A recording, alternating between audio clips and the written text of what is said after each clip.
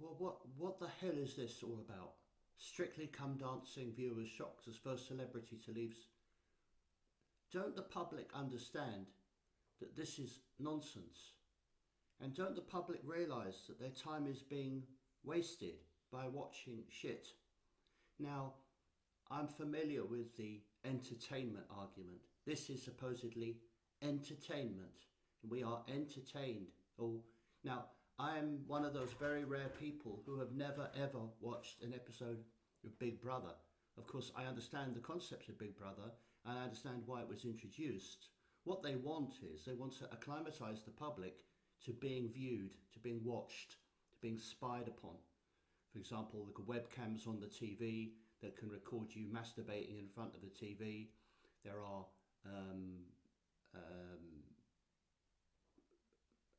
speakers and and microphones everywhere. You get to say, Alexa, what's the weather going to be like or something, and it's going to listen to every fucking thing you say throughout the day.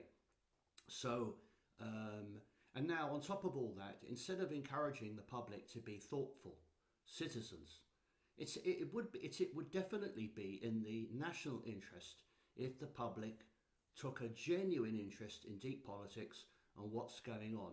If we had a truly informed public who truly wanted to look and they could see this shit, this rubbish, this garbage for what it is, which is trivia at best and dumbing down crap. Have you noticed two of the people participating in this? I know these pictures from back in the day. There's Angela Rippon and this Krishnan Gurumurthy person. So these are ex-newsreaders. These were people who were supposedly, now I'm not against people having a dance. I'm pretty sure that ability to dance would be an advantage when it comes to dating and things like that. So it's not my thing, but I'm not against it, and I agree that dancing looks nice, but it should be, there are opportunities for dancing in theatre and ballet, and in festivals and in traditional folk dancing and things like that. This is not that. This is dumbed down shit. Dumb down shit. Dumb down shit, and it's constantly being pushed on us, and the public who've got no time whatsoever to look into serious issues, or and the government don't want you to look into serious issues, and that's why they produce this endless diarrhea of bullshit. Celebrity shows, dancing shows, sports shows, reality TV shows, soap operas. Why do they do it? Is it to entertain you? No. It's to make you thick and stupid. And they've succeeded. And of course the problem is that I'm not really talking to the right people. I mean, the sort of people who watch this shit are not going to be listening to my channel. I mean, I don't get anyone on my channel, to be fair. There's about 3 or 4 people in the world who comment on my videos. So I think personally Rumble are restricting my content. And of course it's quite clever. If you want to restrict content, just basically ghost ban people. So you allow them to publish. I can see my work, but no one else can. Having said that, a few of my followers do get to see my videos. So in a way, I'm pretty much, it's just like having a little chat with a few friends in the pub, I'd like my work to get to, I mean, what I'm saying isn't really rocket science, I'm not pretending that these are unique insights. Lots of people in the past have noted the agenda of entertainment. But if you look at Rumble, for example, you'll find their promoted content is always junk. Always junk. Especially fighting, things like that. Slapdown and stuff about dating and stuff. But really, they get these hoes on who are not even attractive, full of tattoos. And then they invite men to sound off about it all. Like, I mean, obviously with these type of women around, being single isn't such a ordeal. I mean, like most guys, I really like feminine company. But you know, it's difficult to. I mean, these days it's really hard to meet women. I mean, even if I was successful, it'd be hard. And I mean, even look at poor old Russell Brand. He thought, you know, he thought he had it made, and now years later he's being punished for doing what any red-blooded man would want to do. And frankly, none of the women at the time. I mean, you can't change your mind. That's not the. You know, I mean, what Russell Brand is supposed to have done isn't subject to revision years later. In other words, women can't say, yeah, they might have done, but you can't accuse someone of rape simply because you've changed your mind or that you're not the same person. Now, not only are you different, he's different too. You're accusing a man of things. Now, you've got to accuse people at the time. Look at this crap. Look at these crappy costumes. Look at this fake glitz. You know, I feel disgusted that people can make a lot of money from this rubbish. How about inviting me on so I can say, look, you know, let's all forget this crap. It's all bollocks. You're all being had. You're all being played. But the government want you to be stupid. And this is why they're providing you with this type of content. Okay? And there's a couple of guys here dancing together. They always got to push the gay stuff. I mean, whether these guys are gay or not, I don't know. Of course, there's no reason why a couple of guys can't dance together. But what they're trying to do is to normalise homosexuality. Before, it used to be male and female who complemented each other. If you look at the dance routines, for example, in ballet, the male and female have roles based upon their stature and strength, so they can complement each other. But sadly, that would be considered sexist today.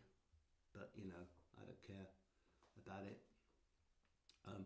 Another thing, look at this stupid X. You know, the Twitter. I mean, I don't use Twitter at the moment. It's because I don't like Musk. I think he's a total utter fraud. You can debate. My mind's open about Russell Brand, but my mind's not open about Musk. Musk is a complete faker. And imagine spending like, you know, so many billion and then purchasing a brand product with a Twitter and changing it to this X. I don't think that improves things at all. I think the previous logo was better. A little tweet. Tweets make sense. The logo of tweeting is a little bird. And he's changed it to this silly X. And probably paid like 50,000 quid for the designer to come up with this amazing graphic. Incredible. What a dickhead. And his cars are shit as well. You know? I mean, how anybody could want... Sorry, I'm off on a tangent again. I always go off on a tangent. But it's kind of stream of consciousness. I hope you can forgive me. I guess if you don't like my content, then you can find... I'm sure Celebrity Come Dancing has a website. You can go there and check the latest. Yeah. No, I've forgotten what I was going to say. Sycamore Gap Tree. Oh yeah, I want to go back to that. That's a good story. Completely. And of course, they're going to blame people to keep the story running. One of the main issues of a PSYOP is that it keeps running. They're blaming this person, they're blaming that person. Somebody's planted a replacement tree, and da-di-da-di-da. His involvement in the cutting down of the tree. Why would he do it? The government did it. It's so fucking obvious. It's a professional job. One of my followers, well, my only follower on Rumble, correctly pointed out that this, he's worked with chainsaws, and he correctly pointed out that this was done by some kind of industrial cutter. So my guess is there is some way you can get to this location via an access road, and that they brought in a special tool to do this. And then the next day they claim it was a 16-year-old, and then it was a 69-year-old, and blah, blah, blah. Right? And what I think might happen is going to be, you see, this is part of the destruction of our national identity. Okay, I've never been to this location. I've never been to Hadrian's Wall, but I'd like to go actually. But what they try to do is use these little incidents to destroy our, and also to get the public to start feeling demoralised. It's part of the demoralisation of our society. They do it in this way by destroying national monuments. They did it in France by setting fire to churches. Those arsons on churches in France, which were widely blamed on Muslims, were done by the French government. Okay, I mean, fact is that very few people go to church now. A lot of these buildings are redundant. From time to time, Weatherspoons takes one over to turn it into a pub, which I suppose is better than having it derelict. I myself, although I'm not religious, absolutely adore architecture. And even though I know the church is corrupt, especially the Roman Catholic Church, which is, in my opinion, evil, the architecture of churches is fantastic. And I believe in preserving our heritage, right? Which is why I oppose the destruction of statues, even if they are statues of people that I personally, and with the benefit of hindsight, don't particularly agree with. You know, I mean, this is part of our history.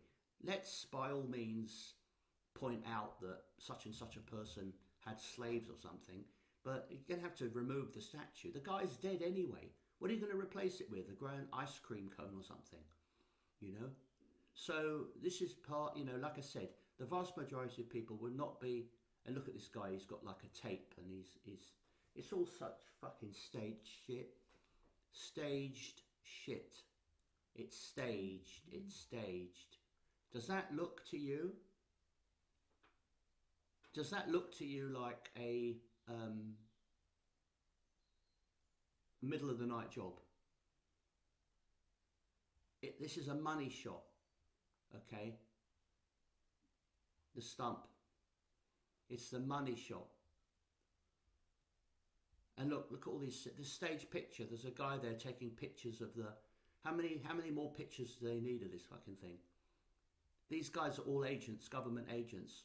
In fact, the people who next day found the tree are the people who actually cut it down.